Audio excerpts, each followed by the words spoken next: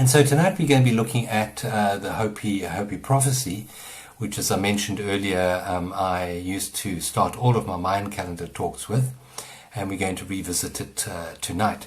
And before I go through that poem prophecy, I'd just like to also just touch on quickly, there is a rock in, I think it's in Arizona, it's called Prophecy Rock. And the Native Americans are not too sure exactly who scribed that particular rock, who engraved on it. But it is a story of these times that we're moving through, and we can learn a bit from it in that it has three symbols on it, and they said that those three symbols are the symbols of war. So you have the First World War, the Second World War, and then you have the Third World War. And then basically there's a splitting in the path. And you have the high road, so-called high road, and the low road. And those are the roads that we are being faced with at the moment. And those two baskets I mentioned earlier symbolizes those two paths, the path of fear and the path of love. And the Hopi Indians said, well, nothing is definite as to which path mankind will take. But there seems to be a great energy being given to the road of sustainability, which is the road of love, which has a very long, beautiful path ahead, where the path of fear is very short and has an end date very soon in the future. So those are the two paths that we're on, and I'm going to suggest that the collective consciousness of mankind right now, I think, has reached a stage where we can break through the fear-based vibration that has gripped the earth for thousands of years and possibly step into this new love-based awareness, this community connection, heart-centered living. And that's really what the Hopis were predicting for us. And the Third World War, well, I believe I wrote in my newsletter about a year ago already that I believe we are in the Third World War right now. This is a war of spirit. It's a war of good and evil. It's a war between fear and love. And in April last year I wrote a newsletter talking about 3 viruses that are doing the rounds right now, and I said, well, there's the coronavirus. I said, well, it's quite simple. These are the things you need to do to sort out your immune system. Not that difficult, not the dangerous one. But the second virus, I said, is the fear virus. That's the one that gets spread by the media. It's very contagious, and be careful of that one, because that really does just destroy our immune system. And the third virus, I said, is the love virus. Let's spread the love virus. That we can transmit from one person to another person. I said that's the one we want to focus on. So that I wrote in April last year, and then shortly after that I also wrote the idea that this is actually a spiritual war that we're in the midst of right now. So let's just see what the Hopi elders have to say. And this is a particular prophecy that came out of Arizona, and it was released on the 8th of June in the year 2000. So that's 21 years ago. And let's see how relevant it is to us today. I'm going to read it first all the way through, and then we're going to dissect it a little bit. You have been telling the people that this is the 11th hour. Now you must go back and tell the people that this is the hour. In other words, now it was the 11th hour, and now this is the 12th hour. And there are things to be considered. Where are you living? What are you doing? What are your relationships? Are you in right relationship? Where is your water? Know your garden. It is time to speak your truth, create your community, be good to each other, and do not look outside yourself for leaders. And then he clasped his hands together and smiled and said, this could be a good time. There is a river flowing very fast. It is so swift, and there are those who will be afraid, and they will try to hold on to the shore. They will feel they're being torn apart and will suffer greatly. Know that the river has a destination. The elders say we must let go of the shore and push off into the middle of the river. And I say, see who's there with you and celebrate. At this time in history, we are to take nothing personally, least of all ourselves. For the time of the lone wolf is over. Gather yourselves together as we are here tonight, Banish the word struggle from your attitude and vocabulary. All that we do now must be done in a sacred manner and in celebration. We are the ones we've been waiting for. Ahoy. Isn't that beautiful? That's really beautiful. I'll post it up on the Facebook page after we finish, and it is also on my website, johnhomewood.net. So let's just go through this and just see what wisdom it has for us. So the first sentence was, you've been telling the people that it's the 11th hour. Now you must go back and tell the people that this is the hour. So back in 2008, 2009, 2010, I was doing the Mind Calendar talks, and I said we're entering a period of possibly 20 to 30 years of transformation. This is not a date on a calendar. This is a whole process of an evolution in human consciousness. And we are now entering into the 12th hour, the midnight. And there are things to be considered. First of all, where are you living? What are you doing? So what does that mean? Why are they asking us that question, where are you living and what are you doing? And I would just suggest that what they're asking us is to be very mindful of our day-to-day living. Where are you living? Are you living in community? Are you living separate, disconnected lives? What are you doing? Is your doing, as Khalil Gibran in The Prophet says, work is love made visible? Is your work an expression of your joy, an expression of your love? Or are you doing it to earn money? Because there's a price to pay for that. If you're working for money, then I'm going to suggest that you are living your lives bound to the basket of fear. If you live for joy and for love, that is celebrating the new earth that's being born. So they warn us here. Or they don't warn us, but they just bring our attention to the fact that where we are living and what we are doing are actually primary to the birthing process of something new. And I know many people are looking at moving out of cities into intentional communities, and I would suggest that is something to look at. And then it goes on to say, what are your relationships? And then I say, well, what are your relationships like to the people around you? Are they based on fear and attachment and need? Or are they based on love? Are they based on you sharing your uniqueness with others? And what is your relationship like with Mother Earth? What is your relationship like with nature?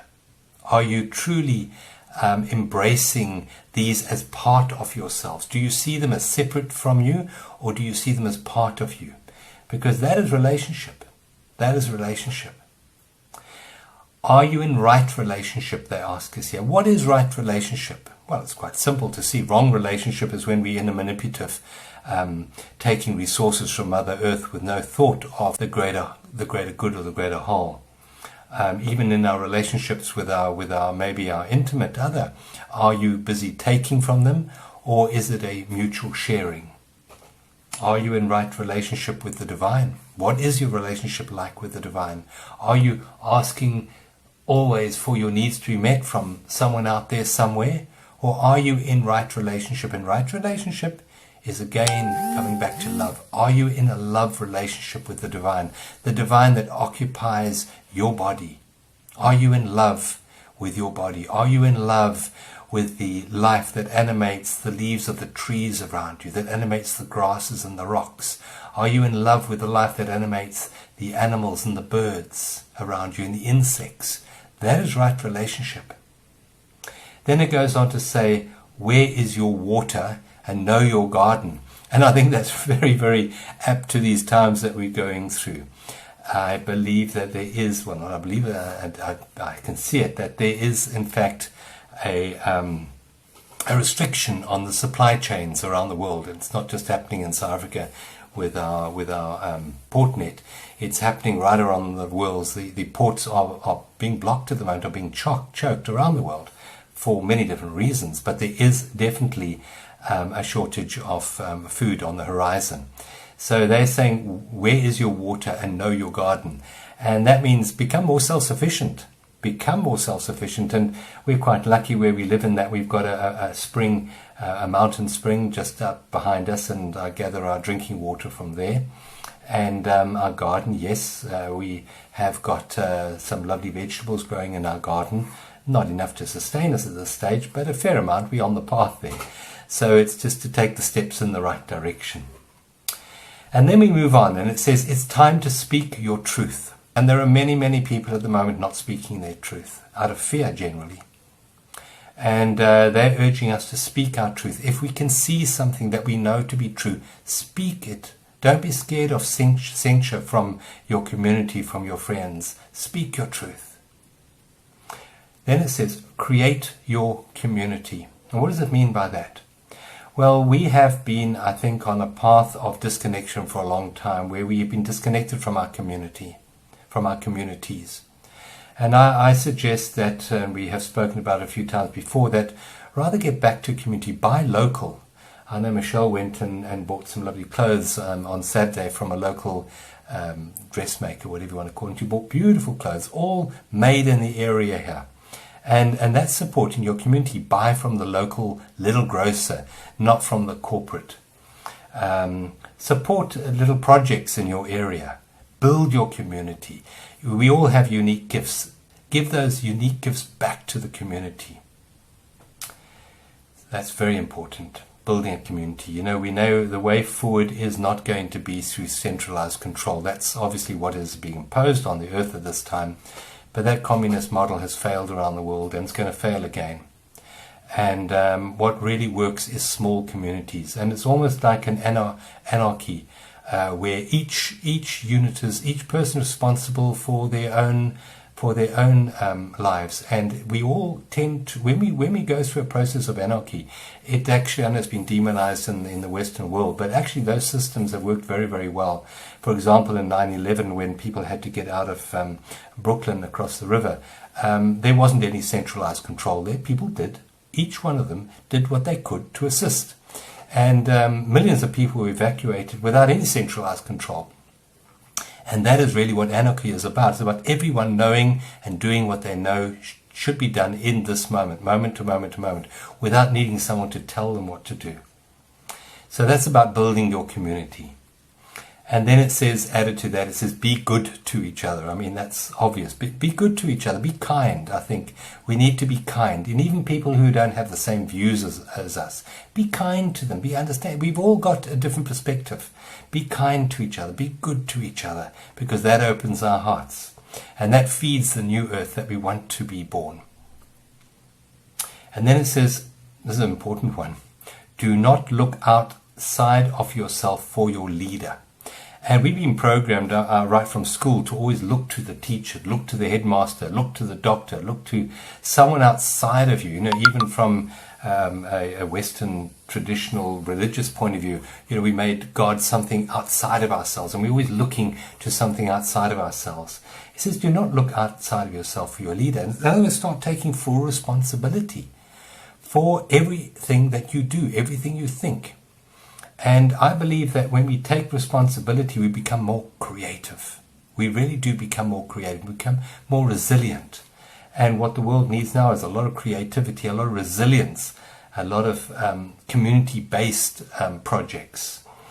Not based on someone telling us what to do, but us doing what we know needs to be done in the moment for the greater good. So going back to Khalil Gibran, the prophet, work is love made visible. So let your doingness come from a place of love rather than a place of need for money or need to have your needs met, even a need for self-aggrandizement, so, you know, for people to notice what you're doing.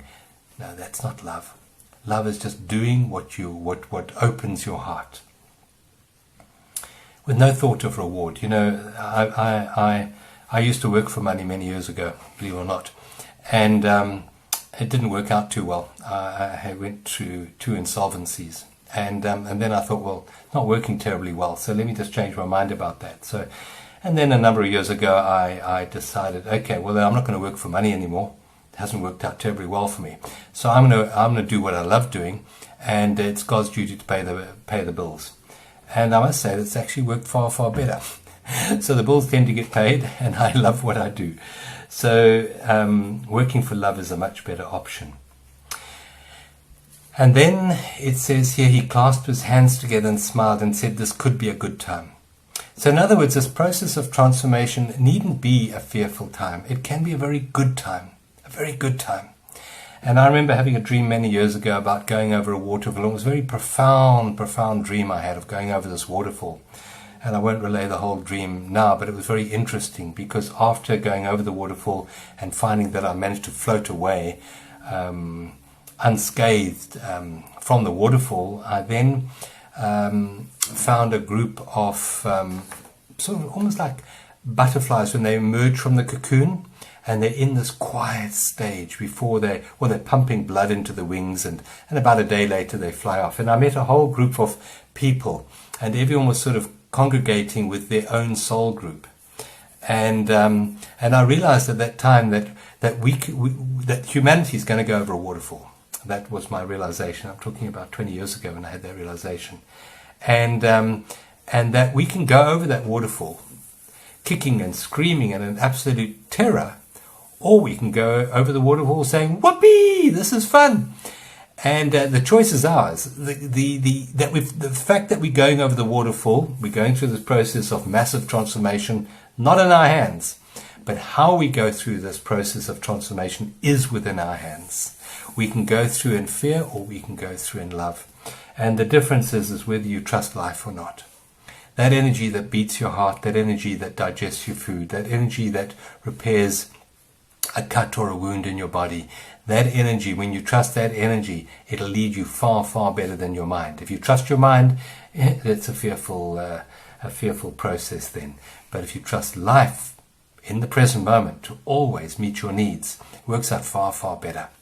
So it can be a good time, it says here. This could be a very good time, a time of connection, a time for getting back to our real values, our real human values of caring and compassion. And then it goes on to say, there is a river flowing very fast and so swift, and there are those who will be afraid, and they will try to hold on to the shore, and they'll feel they're being torn apart and will suffer greatly. So life is going very quickly at the moment. The flow of the river is the flow of life, and there's a lot of change taking place. In the Mayan calendar, they talked about incremental increases in the flow of time, and that really is what the Mayan calendar was about, the Zolkin calendar. And it showed us very clearly that time is being condensed. You know, what you used to take 20 years to go through can take you now just 20 days to go through. So there's this huge speeding up of time. And life, because it's so swift, that there are those who will be afraid. Yeah, there's a lot of fear in the world at the moment. And they will try to hold on to the shore. What is that shore? But that which we cling to in the old world for stability. It can be clinging to a relationship. It can be clinging to a belief pattern. It can be clinging to a retirement policy. It can be clinging to an outmoded career. And these are all the things that we would look to normally under normal circumstances for our security. So let go of that. Because if you're clinging to a rock and the river is moving very fast, you're being battered. And you've got all this debris hitting you and your fingers are bleeding as you grip to the rock. And what they're saying here is let go. Let go of the shore. Let go of all of those attachments that we have. Let go of them. Know that the river has a destination, it says. The elders say we must let go of the shore, push off into the middle of the river. And I say, see who is there with you and celebrate. And so this time, I think, is a realignment of new soul groups. And there are people in your awareness who are drifting out of your soul association. And there are new people coming into your soul association. So look around and see who's actually released their grip off the old world of the shore. See who is trusting life. See who is with you in the middle of this, of the flow of this river, who is actually going with the flow. And celebrate. And celebrate this new connection, this new trust in life. Those who grip onto the shore, it says, they'll feel that they're being torn apart. And there are many people at the moment whose lives do feel that way. Their lives are being torn apart. Their relationships, their careers are being torn apart. Even from a health issue, many people's health is being torn apart. And because they're gripping onto an old way of being, they will suffer greatly, the poem says. And then it moves on. It says, at this time in history, we're to take nothing personally. Boy, that's a big one, because most of us take it all personally, don't we? When something happens to me, we want to understand, why am I being punished? Why is this happening to me? Says the ego, says the mind. And it says here, at this time in history, we take nothing personally, least of all ourselves. I love that. And you know, the Course in Miracles said that if you want peace, forgive. Forgive each moment as it occurs. So if you make a mistake, you make what you think of the wrong choice, forgive yourself. And if someone else makes a mistake, makes the wrong choice, forgive them as well. Forgiveness opens the heart and leads you back to love. Forgiveness. So that's a good one to put in there. They don't mention the word forgiveness, but I'm just mentioning it there. Don't take ourselves seriously, forgive. You know, if a child does something wrong, I mean, it's easier to forgive them, isn't it? But when an adult does something wrong, boy, we don't want to forgive. We take things so personally. And this is urging us not to take it personally. Let it go. You know, Jesus on the cross a couple of thousand years ago said, forgive them, for they know not what they do. And I know a lot of people are focusing a lot of anger and resentment on the people who seem to be directing this planet lockdown at the moment. And I would say forgive them, for they know not what they do. They're disconnected from love. They're disconnected from their true spiritual essence. And they're doing things out of fear, out of control, out of manipulation. Forgive them. They do not know who they are. So forgive them as you would forgive a little child. They're ignorant of their own magnificence. That's why they're doing what they're doing. And then it says, for the moment, when we do take ourselves personally, it says, our spiritual growth comes to a halt. That's quite a big one. When we judge, we block our spiritual transformation. And this is a time of spiritual transformation. This is a time of expanded awareness. So don't judge. Be kind to yourself. Be kind to other people. It says here, this is a very, very beautiful line. It says, the time of the lone wolf is over. And that leads us in a couple of different directions. One of them is the idea, again, of community. Stop seeing yourselves as separate from your fellow human beings. Work in community. Seeing yourself connected to your community. The time of just me and mine is over. Me, mine, and my. Those are the three words that separate us. Me, my needs, my family's needs, my nation's needs, for example. That's over. And the time of the lone wolf is also the time of seeing ourselves disconnected from the divine, from the source, from life itself. And I believe this is a time to reconnect to the sacred essence of life. Sit in the garden, connect with the sacred essence that animates the grass, the leaves, the bees, the butterflies. Connect with that. Don't see yourself separate. You're not separate from the rock or the soil, or from the air or the clouds or the river or the sea. You're part of that. The time of seeing yourself separate from the ocean is over. You are a drop of water in the ocean. You're not separate to the ocean. Then the last little paragraph here, it says, gather yourselves together as we are here tonight. And what are we gathered in here? But we're gathered in a satsang, in an intention of peace, of love, of connection, of community, and of sharing this light with the world. So I think we're in alignment with the advice that's been given by the Hopi Indians on June the 8th in the year 2000. Gather yourselves together as we are here tonight. Banish the word struggle from your attitude and vocabulary. I love that. You know, the idea of struggle is to be out of alignment with life. Why struggle? Just surrender to life. Life has a plan for you. Life has a plan for every one of us. The word cosmos, I've mentioned before, means order. There is order in the heavens, in the stars, and we are a manifestation of the stars. So let go of this idea of struggle. All that we do now, they say, must be done in a sacred manner. That's beautiful. Everything you do, you're brushing your teeth. Brush your teeth in a sacred manner. You are taking a bite of food. You're biting into an apple. Do it in a sacred manner. You're making a phone call or typing an email. Do that in a sacred manner. You're speaking to your children or to your parents or to your work colleagues. Do it in a sacred manner. It says all that we do now must be done in a sacred manner. What is a sacred manner? But to see the divine in each and every moment, in each and every form. Underneath the form is the formless. And that formless is sacred. Honor the sacredness. You know, the greeting in the East and India, Namaste. It means the divine in me honors the divine in you. And say that to everything, everyone. It says, all that we do now must be done in a sacred manner and in celebration. And I believe that the so-called forces of unconsciousness that are, doing what they're doing at the moment on the planet, the kryptonite to all of that is joy. The kryptonite to their unconsciousness is joy, and they know it, because why did they shut down all sources of joy? They shut down the dancing, the partying, they shut down the celebrations, the weddings. They shut down those, they disconnected us, because joy is the kryptonite. So we don't need anyone's permission to celebrate. Just celebrate within inside yourself. Celebrate each moment, each connection with each human being that you come across, each animal that you meet.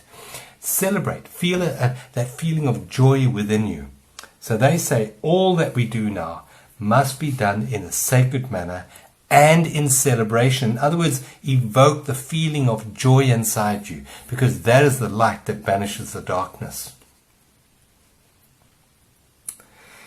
And then, we are the ones we're waiting for. Don't look outside of yourself for your leader, because we are the ones we're waiting for. That's so beautiful.